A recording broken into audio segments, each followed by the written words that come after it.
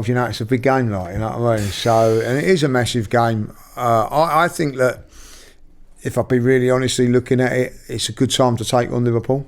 I do early season. I think they're not quite at it yet. The Wirtz one's not quite worked. Their midfield's not quite as solid as it was last season because of that. Got a couple of injuries in the fullback area in particular, and they're just not quite at it at the moment because of those sort of factors. Don't get me wrong though, they still score goals, so we're gonna have to be at our very, very best defensively, and this is when, for me, our defence, like there's a lot of talk about Arsenal are the best defence in the Premier League, and that they've got to go and prove it on Sunday. They have. They've got to go and prove it. We've got to go and prove that Declan Rice and Zubimendi are two of the best midfield players in the country and in the Premier League. And also up front, this is the time for the likes of Madueke to really shine. That's the reason. 100%. The reason he's been bought here is for these. It's for this. This is why we've bought him in. This is why we bought him. I don't want to be coming out of that game on Sunday going, we missed Saka. Yeah. I want to be like, wow. Yeah. Wow. That's what I want to do. Let's go into this back line. I think let's talk about that quickly. Obviously, David Raya and goal. You've got two top goalkeepers. You've got Alisson. You've got David Raya. For me, David Raya has been the best goalkeeper, and I know this is going to be a controversial opinion, but I'm going to explain it why. He won the Golden Glove for the last 2 seasons, and again, you win the Golden Glove, keeping the most clean sheets. And someone said to me the other day, said, "Oh no, well, Alisson and combined with the life of me remember the other goalkeeper. Actually, to be fair, his name's just slipped my mind." Whether it was between them, David Raya's kept more clean sheets. That's why he won the Golden Glove. He's a better goalkeeper in that respect. And again, that's what I want my goalkeeper, to not let in goals and keep clean sheets. So having that, then the back four, there's no, Frimpong compared to Yuri and Timber, there is absolutely no comparison whatsoever. Yuri and Timber is, without doubt, the best right back in the league. Factually, this guy is an absolute machine. And then you've got Konate. I'm not even gonna compare Konate to Gabriel, because that's just another completely ridiculous comparison. But then you've got Van Dijk and Saliba. Now, Saliba's like Van Dijk 3 years ago, best defender in the world, hands down, without a doubt, best defender in the world. I don't care what anyone says at Van Dijk. And listen, Van Dijk is still a top level, but I just think he's lost half a yard. Well, listen, everybody would put in Saliba and Van Dijk, and that leaves out Gabriel. But I wouldn't swap my two central defenders for anyone. I wouldn't either. Not for anyone, and that's Van Dijk and whatever, you know what I mean. And if you're a Liverpool fan, you're not going to swap their defenders for. I get that, you know what I mean. But Van Dijk still got it, still class and all that. But one's 34 and one's 24. This is it, and we all know as football players, when you get over 30, especially 33, that's when you get into you do lose its father time. It catches up on every man. Yeah, it's as simple as that. Listen, some players can go, and I think Van Dijk's one of those players that could probably go on quite deep into his 30s because of the way he plays. He doesn't actually rely on his pace. No, he doesn't. He's got very smart. He's a very smart defender. He reads the game. I look at some players, and I'm not mentioning names that if they didn't have pace wouldn't be central defenders. Go on. No, mention names. Yeah, I will do. The Spurs one. Yeah, go on. Romero. No, the other one. Van der Ven. I think Van Dijk's up there. I think one of the best central defenders that I've ever seen. Okay, yeah, no, definitely. I completely rate that, and But then when I look at our midfield three with Zubimendi, who was going to go to Liverpool as well, but they couldn't get him, couldn't quite get the deal done. Declan Rice, who I don't care, I'm not having anyone. There's no competition.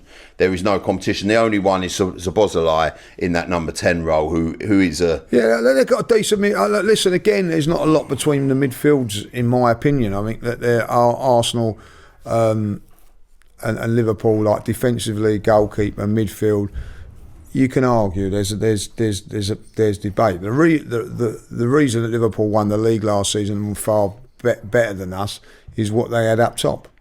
Yeah, now definitely. We've addressed that a little bit, you know what I mean. So where it was close from the back, midfield, up front, you know what I mean, no comparison. We've brought that back a little bit, like, you know what I mean, in my opinion. That's why I fancy us on Sunday. Just picking up on what you said about Florian Wirtz a little while ago, like he was a big signing, big money signing. He just doesn't look. When you're spending that sort of money on a player, you want that player to hit the ground running, right? Well, of course you do, but that don't always happen. Like, does it? And this is, I think, this is a classic example. Yeah, classic example of it. Like, it will do, because he's a top quality player. He's got to get used to the league, the players. Then also the players have got to get used to him. Like, you know, like ideally when you're playing against 10 men, you don't want to be taking him off, but they felt that they had to. So, you know, I don't think that people realise the physicality of the league, the pace of the league, and everything like that is you know, going to be difficult for him to get. So I do feel like 6, 7, 8 games down the line, you're going to see a different Wirtz. But like at this moment in time, that's why I think it's a good time to play them. Yeah, you know, because they're going to get better. Like, you know what I mean. So it'll be interesting. Like for us, is Odegaard fit? You know, obviously we know Saka's out. That's a massive blow losing Saka, by the way. With Eze and Gyökeres, they're two guys there that could finish this game off for us. 100%. And the set piece with Declan Rice and just these players. You know, this is the depth. And that Marty, I couldn't. You know what I mean? You're dead right. Like, you know, listen, we all want Saka there, but it's not the end of the world like it wasn't last season. You know, last season it was the end of the world. Or season 4, and I'm saying like literally like. We ain't got a chance here. Like we're going to Anfield. How are we going to do anything? But do you know? And also, what a great way for Noni to announce his way to the Arsenal fans is to, you know, be played on the right hand side, and you know he goes and sticks a ball in the back of the net. Yeah, and for me, it's also now is that you're here now for this specific reason. I generally think this season it's going to be between Arsenal and Chelsea. I really do. When I look at that Chelsea side, I know that's a big. Not Liverpool. Honestly, no disrespect to Liverpool. I respect Liverpool as a huge club. I really do. Like I do Manchester United. We had a laugh and joke about them earlier. Like I don't, you know, again, it's you know the banter with the what have you. But I do. I think Chelsea are going to surprise a lot of people this season. They've got, you know. Enzo's managed to get them working in. They've just won a Club World Cup. I think Chelsea will be there. I think Liverpool definitely be there. You know, and but I listen, it's a massive game Sunday. I just Huge. think, like, you know, the one thing for me is I'm not going there without our best player thinking, oh no. I think you know, come on, Noni. Yeah, step up. Come on, and you know, for Eze as well, this could be the full circle. He comes on. What a dream return to massive game Arsenal. for him to start if he does start. Massive game if he comes on. I think he starts. You think he starts? I cannot see why he's done his pre-season with Palace. He's played for Palace. He played against Chelsea. He's ready to rock and roll. The only reason why I didn't play on Saturday is because he wasn't registered in time. The guy, you know, and listen, if Odegaard's out. Well, if Odegaard's out, that's his position. He's straight in there. Even if Odegaard's in, you stick him on the left. Like you don't pay 68 million quid for a player to leave him sat on the bench. Is it a bit? For me, I'd still play Martinelli in this game because we need that bit of extra pace. You know what I mean? Okay. But that's right, and he's always done well against Liverpool. Yeah, so, he has. No, mate, you're right, mate. Yeah, I do. In that number 9 position potentially. Yeah, but that's the thing. I think with Martinelli, I think like he is at this moment in time going to be not replacing. Like it's going to be like the backup for Gyökeres. So like 70 minutes.